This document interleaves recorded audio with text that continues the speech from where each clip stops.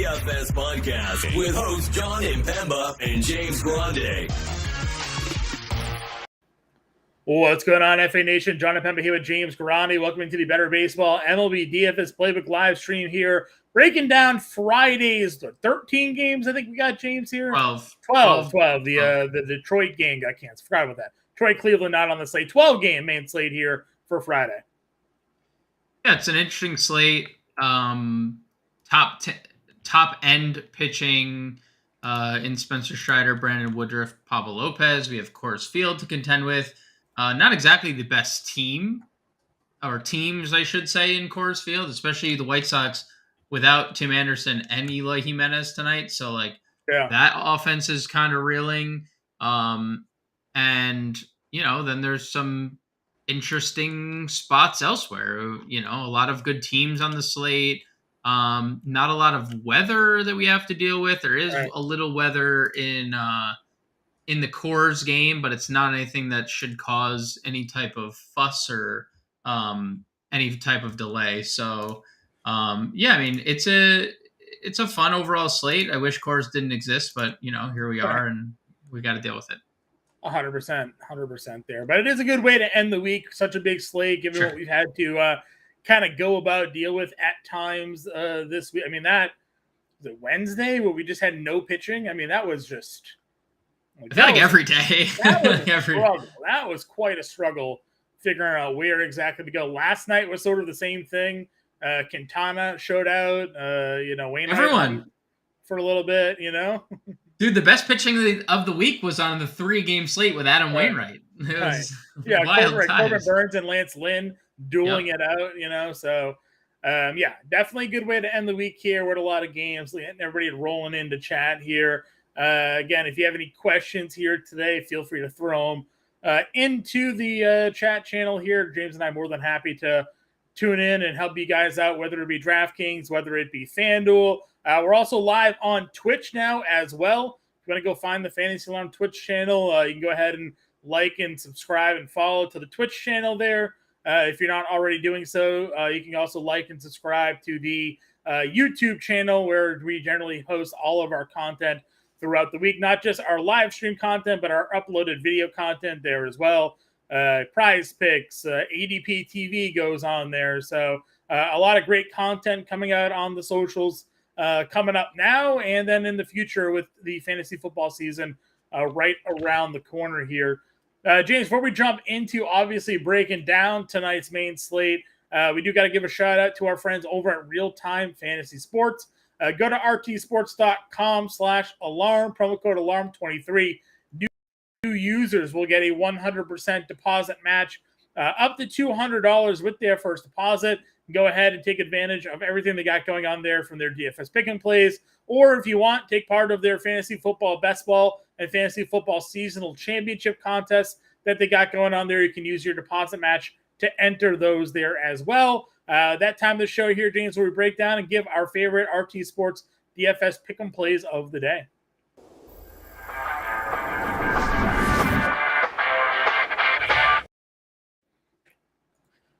Taking a look here at the RT Sports pick'em board for today's slate here, James. Where did you want to kick things off today? Let's go to St. Louis. Let's go to... I found this interesting. Nolan Arenado's fantasy points less than Tommy Edman's, which is a little interesting. I'm still going to go with Edman because he's been better. So more than 7.5 fantasy points for Tommy Edman. But you could, take your pick going up against Joey Lucchesi here. If you wanted to go Arenado 6.5 or Edman 7.5, I'm just going to side with the hotter hitter of the two right now. Speaking of hotter hitters, I'm going to go down to the Seattle-Houston game, where I think there's two plays that we can take part in here. First, I'm going to go Kyle Tucker more than 6.5 fantasy points. And I also think that you can go with Yordan Alvarez more than 6 fantasy points. You and I were talking earlier today, breaking down the matchup here and the splits for Bryce Miller against lefties of late. Not good. He is getting hammered by left-handed bats over the last, 14 or 30 days? 30 days, yep. Yeah, over the last 30 days. So I think both lefties here for Houston poised to do some damage tonight. Yeah, I love that. No arguments. Great number. They're lower than Tommy Edman, by the way. So take that for what it's worth. Right. Any That's other it. plays for you today? No, that's it. Just the three. All right, so everybody got a chance here to 6x return on your investment this evening over at Real Time Fantasy Sports. So again, go to rtsports.com. Promo code alarm23. New users will get that 100% deposit match up to $200 on their first deposit. Can take part in tonight's RT Sports DFS Pick'em plays, or if you want, you can go ahead and enter into their fantasy football best ball or fantasy football seasonal contests that they have going on here over at RT Sports. James, let's turn our attention now over then to the DraftKings main slate here. Make a swap over and break down what we got going on over at DraftKings here today. Looking at this slate, 13 games. We're going to talk about Vegas here. Yeah, sure. I mean, first and foremost, obviously, we have the Coors Field game on tap. Opened at 12.5. It has now been bet down to 12. And I think the interesting part is there are some sports books that it's 11.5.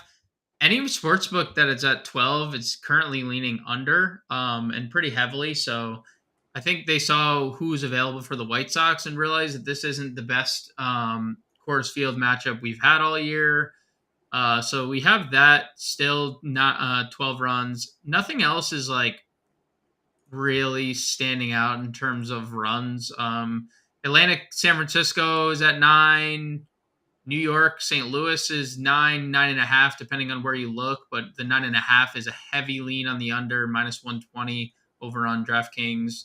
9.5 implied runs in Tampa Bay, LA. So there's nothing else that really sticks out outside of Coors, which, as we always know, it's typically the highest scoring spread of the slate.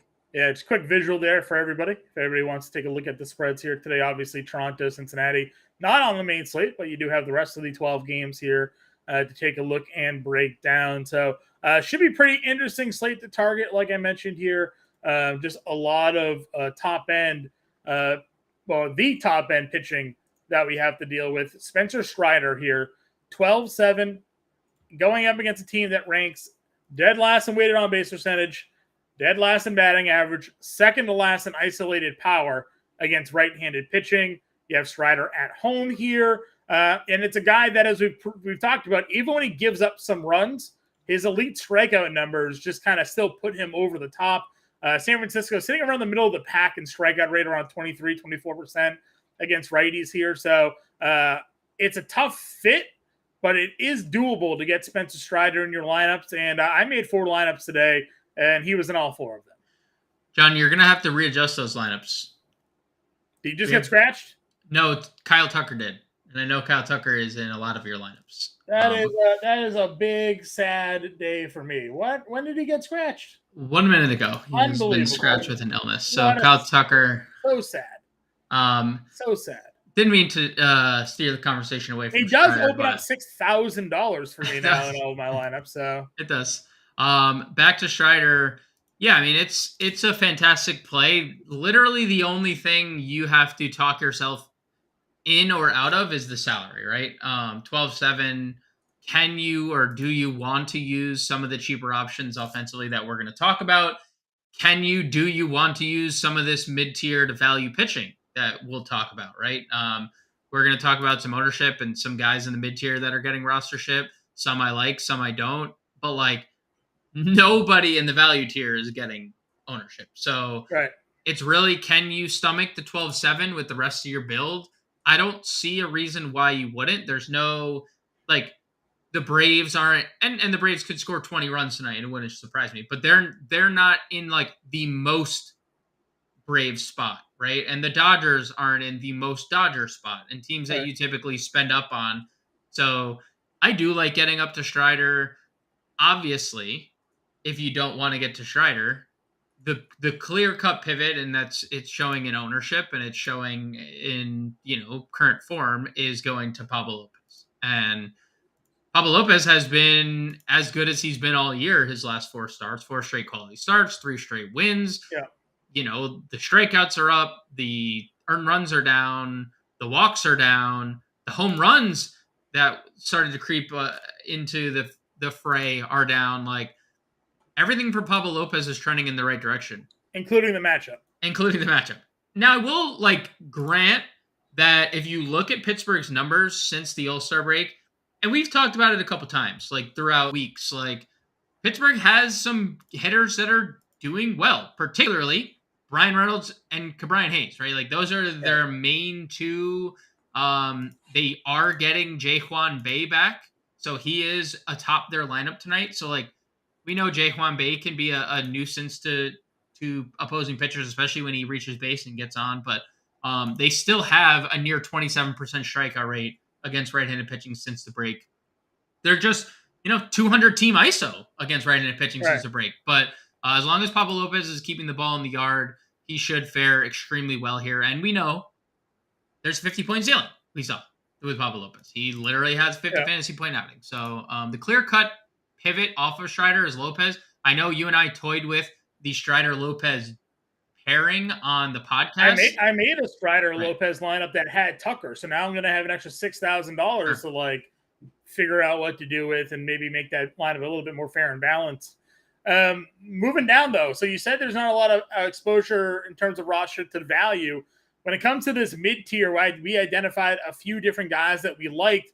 Where is the public going, though? Okay, so public and I see similarly in some instances and see different others. The highest owned mid-tier play is Kyle Gibson at 8,200. And I am very indifferent about this play because Kyle Gibson has been so up and down all year. I mean, he's coming off his worst start of the year. But we talked about in the pod, we've seen 4 times this year he's gone for 28 or more fantasy points. So it is a really roller coastery ride for Kyle Gibson.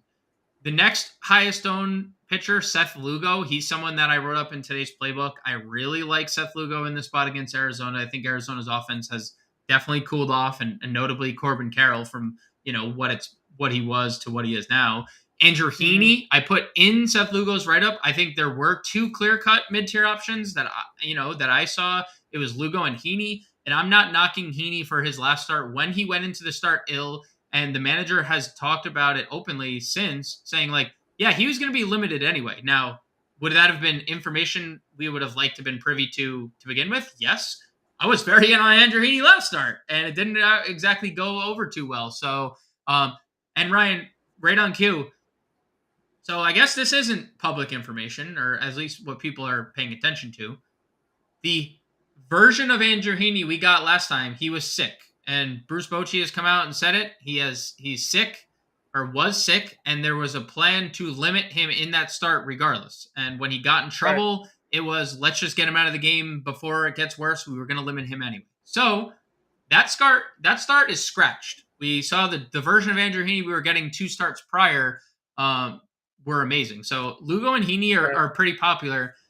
JP France, and it's something you and I touched on. He has been really good, but so has Seattle. So what gives? But so something I've come around to today, John, and someone you and I were talking about a little bit on the pod, was Brian Bayo. And I actually wrote Bayo up in the write-up, and he's not getting ownership tonight. And I think I would rather get to Bayo than someone like Kyle Gibson, who, I mean, Bayo has a better matchup as of late. And I know that's weird to say, but because one's facing Oakland and one's facing the Yankees, but the Yankees are 29th and 27th in OPS and WOBA since the All-Star break against right-handed pitching. They have an elevated strikeout rate. And Brian Bayo is a ground baller. And although there has been home runs biting him a little bit, it's been more against lefties. Yankees are batting Jake Bauers 3rd tonight. That is the lefty that Bayo has to worry about. And if you, again, Yankee Stadium, for what it is, has been a pitcher's park this year. it ranks near the bottom half of the league in runs. And Brian Bayo went into Yankee Stadium on June 18th and threw 7 innings, 1 run, 8 strikeouts for 30 fantasy points against the Yankees. So I am not worried by Yankee Stadium at all here for Brian Bayo. I like him quite a bit, and I'm going to be playing him over 8,200 Kyle Gibson, especially at 150 ownership. Yeah, that's fine. I'm willing to take a run there as well. And a lot of the guys that you mentioned were kind of in my player pool because it's hard to play Strider and then not find value, right? So I was getting some exposure to Heaney. I had some Lugo. I did like Bayo. I also did play some Jackson here. Now, I understand the problems to why we're not maybe in on Jackson. One, he does give up home runs. Yes. Right? Home runs are a problem, and Minnesota basically does nothing but hit home runs at times this year. He also has a pretty high strikeout rate. So Minnesota, also a team that strikes out a lot. So one of the other two things are going to happen here where either he's going to rack up a lot of Ks or we're going to see a spot where Minnesota hits like 5 home runs here tonight. I mean, encouraged by the fact that he threw 78 pitches in his most recent outing against Cincinnati. Hopefully that leads to me thinking that his ceiling could be maybe 85 pitches tonight if he can last that long, right? Obviously, he has to last that long to get there. Gave up a home run, 3 earned, 3 2/3 innings against Cincinnati. They pulled them in that game. But I am a little bit bullish. Like, he was really good as a reliever and a long man for them this year at times. So $5,100. He's a dart throw. He's in just one of my 4. It's not as if he's a core play, but to get Strider and then to get a couple of 6K bats, you need to find a 6K or low pitcher. And from a pure strikeout standpoint, I feel like it's either him or, I mean, maybe you take a shot here on Thompson against the Mets, but that's about it for me. I'm on the opposite side of the fence, obviously, with the Andre Jackson thing. Sure. I wrote up Minnesota in my playbook. Bryce Lewis was included in the playbook. The strikeouts are definitely interesting on the Jackson front, because even when you look at going from, usually you see reliever to starter strikeouts drop, and that's been the opposite for Jackson. They've risen, but he's also, as a starter, allowed opponents to hit 3/3, and it's been 3 2/3. So it's a really small sample. I'd be interested to see if the strikeout rate were to maintain a high clip as a starter, because again, typically when you see a reliever become a starter, like, strikeout rates just do naturally decrease. Sure. I also, the Thompson thing is scary to me. I know he's been really good out of the bullpen, or kind of as a long man lately. He was good last year in long relief. I also don't think you need to do it. Like, even if you do use Strider, because again, I am playing Minnesota, so you have Julian at 32, you have Lewis at 32, and you have Kepler 33, Wallner 24, and even Sure. to an extent Jeffers. Like, you. Well, that's the thing, right? The problem is that the Twins bats are so expensive that it doesn't make playing Jackson easy, because if you want to spend up, you want to play Twins. So that's why I said he's in one of my 4, but I am at least intrigued. Okay.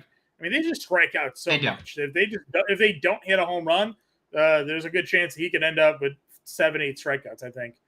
Mark wants to know, is there a world where we play Kopech in Coors tonight? I mean, look, there is something to be said about what the White Sox are doing, right? There's no Eloy Jimenez. He's on paternity. Shout out to Eloy for becoming a dad. Maybe he is already a dad. There is no Tim Anderson. He is serving his suspension. And they're leading off Elvis Andrus, which I guess isn't the worst thing because he's been pretty good lately. But, like, Andrew Vaughn 4th, Yohan Moncada 5th, Gavin Sheets 6th, Grandal 7th, Trace Thompson 8th, Lynn Sosa 9th.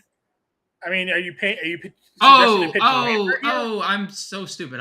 You were talking Kopech against. Yeah. I was just rattling off his lineup. I thought you were trying to say that, like, they weren't going to score any runs. Well, that also is probably going to be the case. there's trends in Vegas about the run total going down, right? Like it opened at 12.5. It's at 12. There's unders across the board on sportsbooks that it's 12, and in some sportsbooks it's already been bet down to 11.5. Yeah, I mean, Kopech's been bad, but like even in a game he had the no hitter, I think was the Cleveland game. He ended up just with 13 fantasy points. It's probably not something you need to do. Like just Seth Lugo's there at the same price, and so Andrew Heaney's a couple hundred more. So it doesn't feel like you need to do it. Yeah, Ryan wants to know thoughts. Which Heaney do we get today? I already addressed it. Okay. I mean, yeah. We're in on Heaney, so or I'm in on Heaney. I know you are as well. So, all right. Any other guys here pitcher? Nope. All right, moving on over to catcher then. Where are we going to catcher? What's your favorite catcher play of the day? You did the playbook. Go check that out today. I'm not really spending up. I would say my favorite catcher play of the day per dollar is probably Wilson Contreras. Hitting fourth tonight, gets a lefty. I know it didn't pay off last night, but Quintana was really good until the Tyler O'Neill home run in the seventh. They probably should have taken him out in that before that inning anyway. But I'm getting to Contreras. He's been great against left-handed pitching. So he's my favorite catcher. You can play Yanier Diaz, who continues to mash baseballs when he faces right-handed pitching. I like Ryan Jeffers, as I mentioned, 3,400. I'm not playing Grandal. I know the field is getting to Grandal, but he's just been a zero. Like it doesn't feel good having him in the lineup. Sure. And that's like pretty much it. Like I could see myself playing Reese McGuire if you really, at anyone under 3K, it's probably Reese McGuire. Johnny Brito's been bad against lefty. He's been bad against everyone, but the Angels released Wallach, by the way. So yep. They also are leading off. I don't know if you saw. They're leading off the kid they called up from are they? Who's played 20. Yeah, he was drafted 2 months ago. 2 months ago. Drafted 2 months ago. Probably not on the slate, I would imagine. Played 20 games at no, he is not on DraftKings. I think I might have seen that they added him on FanDuel, but I'll check that. But yeah, leading off is very interesting. He's got a 60 hit tool. We'll see how quickly that adjusts. He does. I mean, 60 hit tool.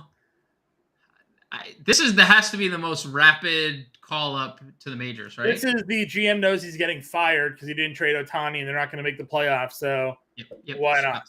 Yep, sounds about accurate. Yep. Yeah. All right.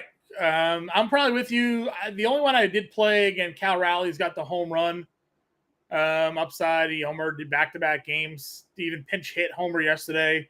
So I don't mind Rowley against France. I know the righties are the ones doing damage against France. Rowley's a switch hitter, but I'm fine going Rowley there. And then William Contreras hits lefty as well.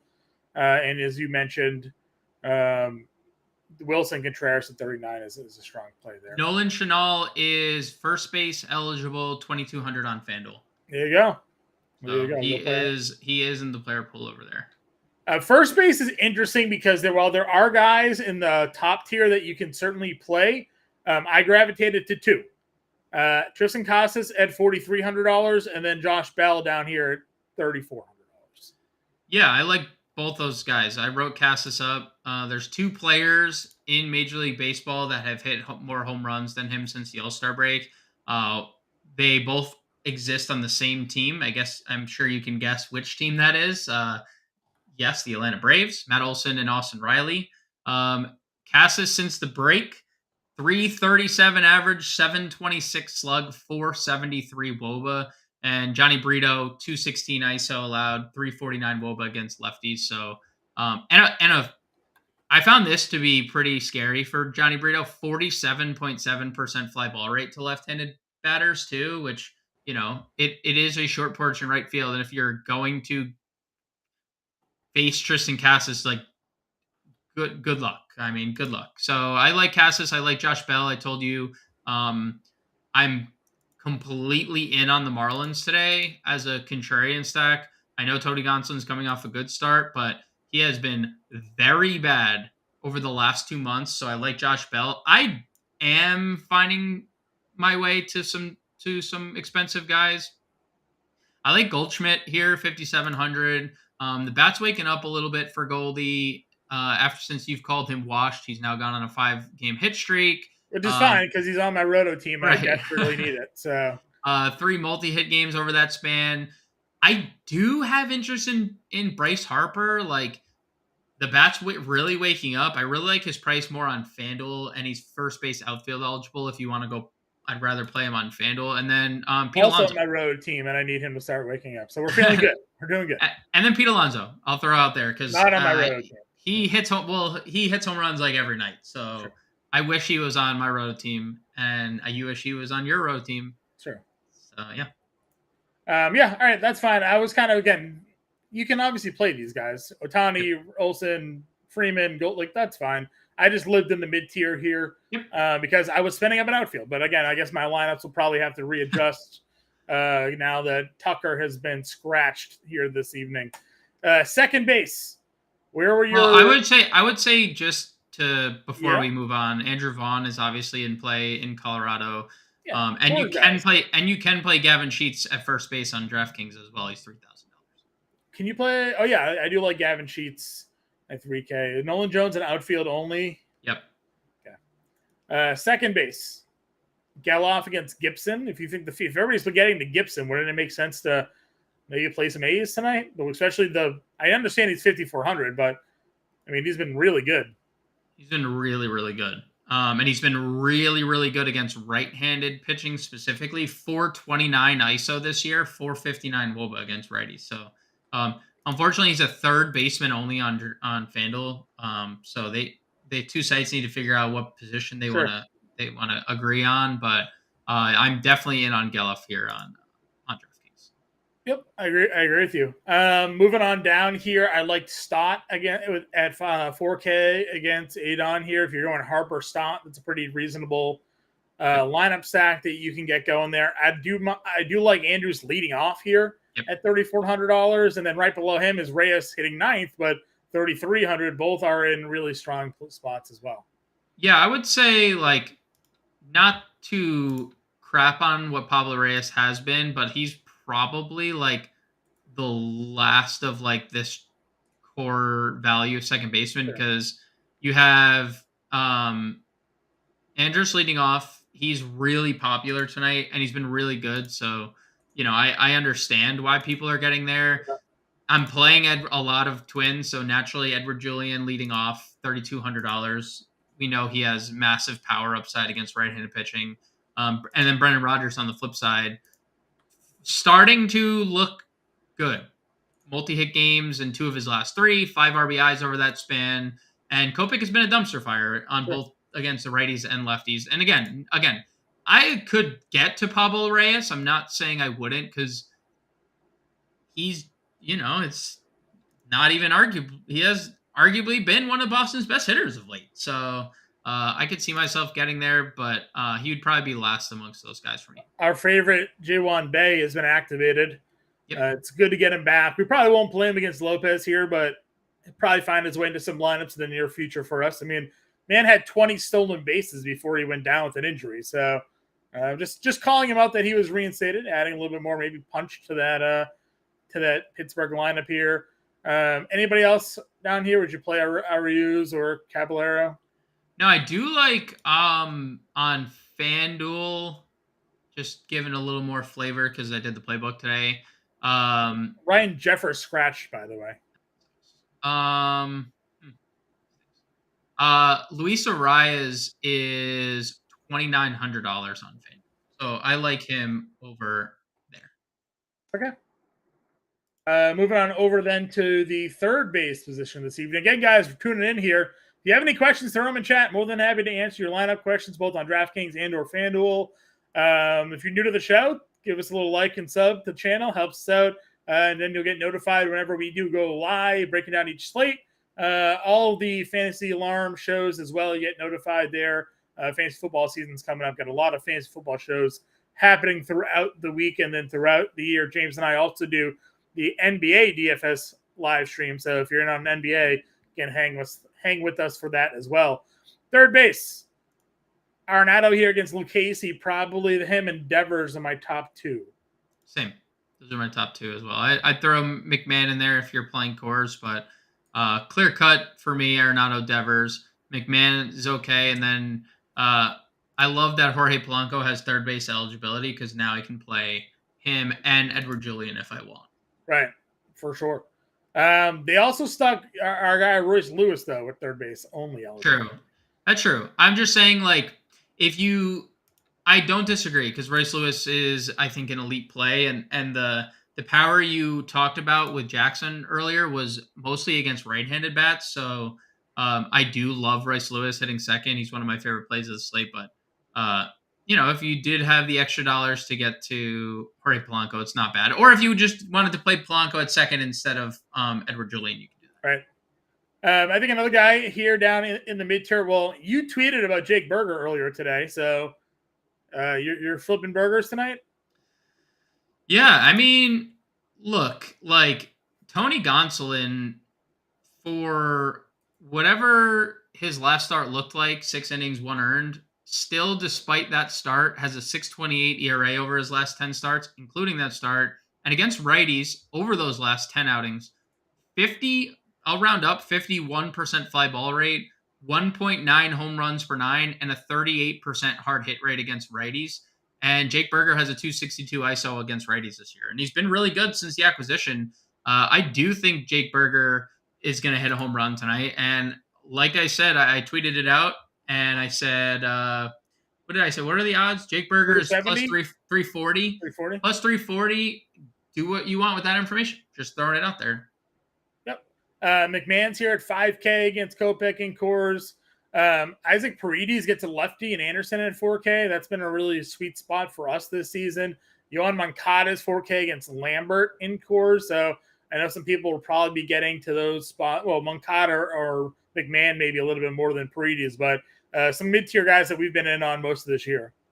Yes, Mark, it's a Twins thing. Just getting it out there. It's a Twins thing. It is. Yeah, Moncada is fine if you're playing Coors. And I was like looking at some Rays.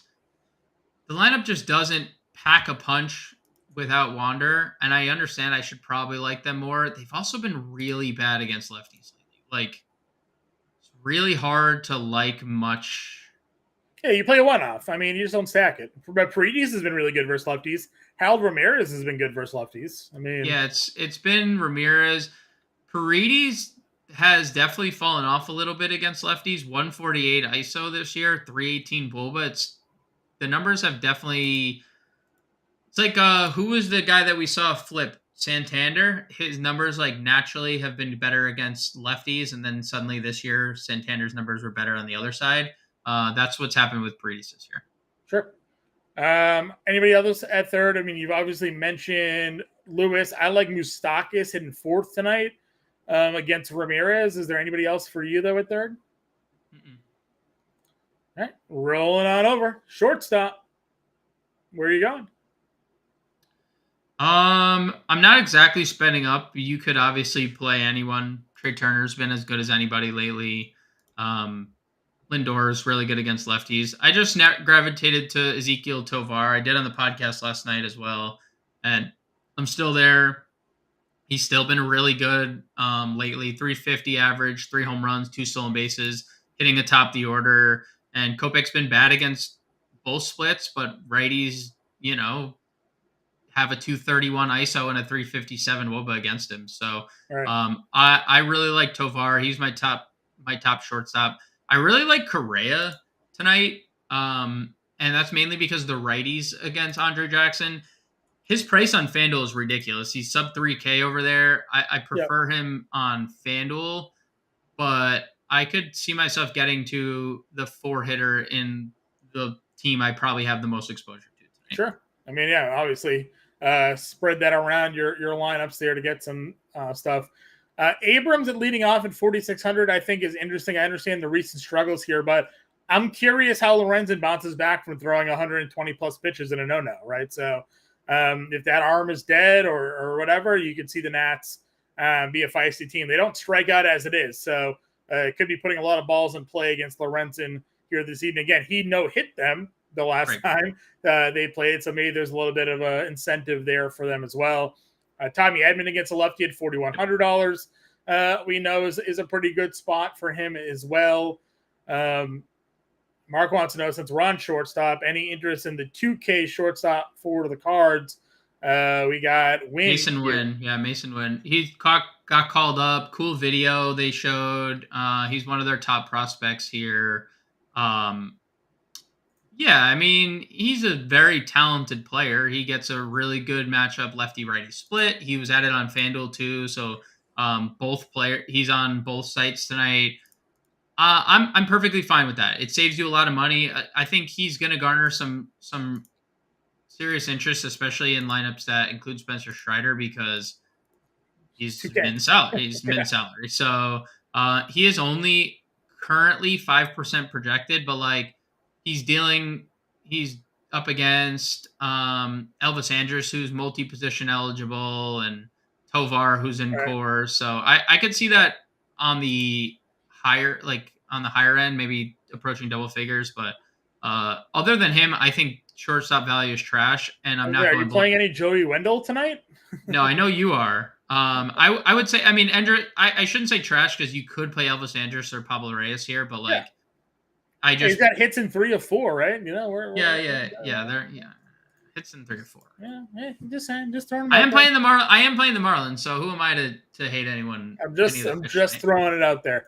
All right, outfield. Again, I was 100% exposure to Cal Tucker, who is no longer on the slate, so I will have to pivot off of maybe Tor Jordan at the same price as $6K. Luis Roberts, $5,700. I'm a big fan of that there. Then, of course, you have Acuna, you have Ohtani. You can really play any of those guys. Yeah, I have Luis Robert as my top play tonight. Even if you're not like stacking cores, you can obviously just play Luis Robert as a one-off. You know, when he gets in these modes, he's really tough to pitch to, and he's such a dual threat. I mean, with no one else in the lineup, he might get on and just steal a couple bags, or just try to steal a couple bags tonight, because that's what they need, right? Moncada and Vaughn are hitting behind him. So when Luis Robert isn't striking out, he's as good as anybody else in baseball. I mean, 32 home runs, 16 stolen bases, especially as a fantasy asset. He would be my top outfield option today, along even with over Julio. Yeah, I have Luis Robert as my top overall. Okay. I mean, Julio's been obviously one of the hottest hitters in baseball. In France, you know, as good as he's been, righties are the ones that are, hitting him. So something to watch there at 55 for him there. But that's probably where I'd cut it off. I don't think I'm in on bets, which could be good or bad. I'm not going to play Judge, which again could be good or bad. Not playing Tatis. Soto against Fott, maybe. Yep. Yeah, Soto.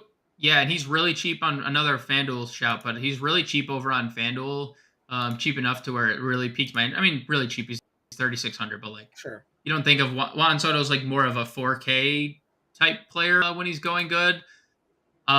You could attack Fott if you want with like Tatis and stuff. He's been better. I know he just 2 walks yesterday, but they ran into a very good Zach Gallen, which was predictable. But he had 3 hits in the 2 games prior, and Fott, for what it's worth, like until his last few starts, he has not been fighting for our money too well. So you could get to Padres if you want. DePrince hopefully woken up from his nap, didn't fall asleep on us today. Wants to know favorite FanDuel pitchers in 2 values. Pitchers are Strider and Lopez. Yep. Today, values, we've listed off a bunch of values. You just mentioned Correa was super cheap on FanDuel today, right? So I think you can get to Correa at shortstop, and I'm sure there's some outfielders down there that are going to be pretty inexpensive on FanDuel as well. I like Yoshida. I like the Red Sox in general today against Brito here. So you have Yoshida at 47. I think that plays. Nolan Jones at 46. I'm pretty high on today as well. Could be in a pretty good spot for him. Michael Harris hitting second again. I know he's slumped a little bit, but there's definitely some plays in this mid 4K range we can target. Yeah, I'm just going to circle back real quick to Soler Chisholm at 52.51. Okay. Because I'm being very blunt, I am actively targeting Tony Gonsolin tonight. And I think the addition of Jazz Chisholm to this lineup with Bell and with Berger they make it very deep. Like a lineup that used to be like, who do I use? Now has like De La Cruz, Jesus Sanchez hitting 6th and 7th, right? Like that is a different lineup. Soler with a 200 ISO against right-handed pitching this year. Jazz Chisholm 230 against right-handed pitching this year. 367 Woba for Chisholm. And again, Gonsolin's really, really struggling. So I'm not going to overlook them, but I like your two shouts to Yoshida and Nolan Jones quite a bit as well. Yeah, I think they're in really good spots for sure. Where else are you going in this mid-tier range? Anybody sticking out to you? No. I have mostly gravitated down to Tyler O'Neill again, who I know we talk about every slate, but I think the Cardinals just face lefties more than anyone else. So Tyler O'Neill, 3,600. He's really cheap on FanDuel. Kepler in the value tier, 3,300. There's like Gavin Sheets at 3K. So there's a lot of interesting value. Wallner. Wallner's very cheap. Yeah, Wallner's 24. So nothing else in that mid tier. I just kind of gravitate down to the value. Yeah, Weimer's 22. Cave's 22. Let's see here. Anybody else cheaper? Well, Castro's back, huh? Feels like I haven't heard of that name in a while. He homered. He pinch hit for DJ Stewart last night. Sad. And then first pitch homered. Rutherford. So that's about it. So that's our breakdown here today. Call of Fame, James. I think you've given your home run call on Twitter today, but we'll make you re-say it. Are you going with the Berger, man? Yep, Jake Berger plus 340 over on DraftKings Sportsbook, going yard. All right, Jake Berger. I'm going to go Tristan Casas for me tonight. Casas in Yankee Stadium, the way he's going against Brito tonight. He'll be my home run call. What's your top stack today, my friend? I would say the most top and or favorite, I guess. We'll redefine it a little bit. It's close between Minnesota and St. Louis. I would say Minnesota / St. Louis. Okay. Is there a lot of rostership on Minnesota tonight? There's a lot of rostership on Just Course. Just Course. Minnesota, Philly, St. Louis round out the top 5. Okay. So you liked Minnesota and what was the other one? Miami? St. Louis. St. Louis. Okay. But Miami's going to be my Miami will be your contrarian stack for tonight? For sure. Yeah, I mean, outside of obviously the Coors game, I think Boston for me. Yep. Again, I like the Red Sox against Brito tonight. I can find myself. I mean, again, Atlanta's always in play there as well. Trying to think. Nobody's playing Atlanta today, so I mean, talk about a GPP winner always if you get loaned against Cobb, who struggled the last couple of outings too. Like, yep, I kind of like that. The problem is you can't play Strider and the Braves; they're all just yeah. That if you're playing, I think if you're playing Braves, you just hope that Strider has. I mean, you need a upside to pay off 12-7, right? You hope Strider has like 20 fantasy points because you're not. That's not. And then the Braves scored 10 runs, right? And Pablo Lopez goes for 30, right? That's probably your pivot there. Yeah. I'm gonna go Philly as my contrarian play today against Adon. Then, yeah, what's your value play today? Does Jake Berger count? No. My home run call. He's too expensive, right? 42. Yeah. Tyler Royce Lewis is my value. I was gonna say you're not gonna go Royce Lewis. Royce Lewis. I'm going Josh Bell. Josh Bell will be my value play of the day. All right, let's build some lineups. Plug in Strider, and then do you want to just do two, and we'll showcase what a Strider Lopez lineup looks like first, and then sure. What value do you want, Lugo or Heaney? You want to do this one first? Okay. Ooh, here we go. Hop has been activated and hitting 5th. I would definitely play Logan on Hop tonight. Do you love me some Hoppy? Where is he? He's 2,800. The Angels are a little interesting He's really good. because he made the team as their starting catcher. He was playing every day. And Erasmo Ramirez has actually been quite bad for, a pretty long time. He got shelled by righties last year. He's getting shelled by lefties this year. The Angels are a little interesting. They activated him and threw him right in the middle of the lineup. So I am definitely, of the value catchers we discussed, I would play Ohop. I think he has higher upside than most of them. Yeah, especially with Jeffers now off the slate, too. Yeah, with Jeffers off the slate now for sure. So Strider and then Heaney or Lugo? Let's go Lugo. Okay. 75. All right, catcher. Well, Royce Lewis, 32. Okay. Safe value. Tyler O'Neill at 36. You want him over Kepler? I guess we're playing Minnesota, right? So we can just do. Seems like we're playing Minnesota. So, I mean, we can play them both. You just won't play Wallner. Or where you spend up somewhere else, I guess. What are your thoughts?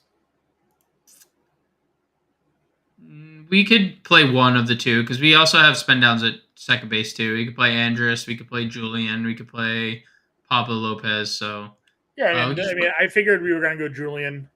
Okay. Let's play both and see if we have extra money left over after. Okay. Play Kepler and Wallner? I was saying I like O'Neill more than I like that's Wallner tonight. I'll just click O'Hop and we can figure it out afterwards.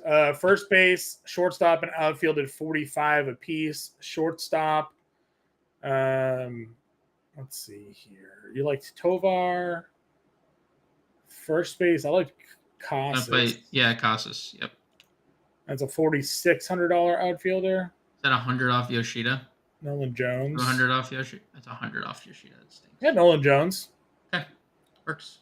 We don't have a spend up hitter though, really. I mean, does that bother you? No, I think that's not really because you have Casas in such a great spot. You have has the third most home runs since the break. You have O'Neill who hits lefties. Nolan Jones hit a homer yesterday. Royce Lewis is hitting 400 over his last 10 and 340 on the year. I think you have a lot of really good options regardless. And you're playing Strider with the thought of I can get 40 fantasy points from my SP1. True. All right, so this is just an example of what lineup you can build here with Strider and a value. If we wanted to find a way to get Strider and Lopez in here, probably Casas goes. I guess Tovar or Jones probably has to go. You probably both, and you could just play Elvis Andrus at shortstop. I was gonna say, well, we tried Wallner. Gives us a 4-man, and then is that Bell? It's 3,400. Bell is 3,400. Yep. That was actually a lot easier than I thought it would be. Didn't have to change too much. Just go down to even more Minnesota stack here.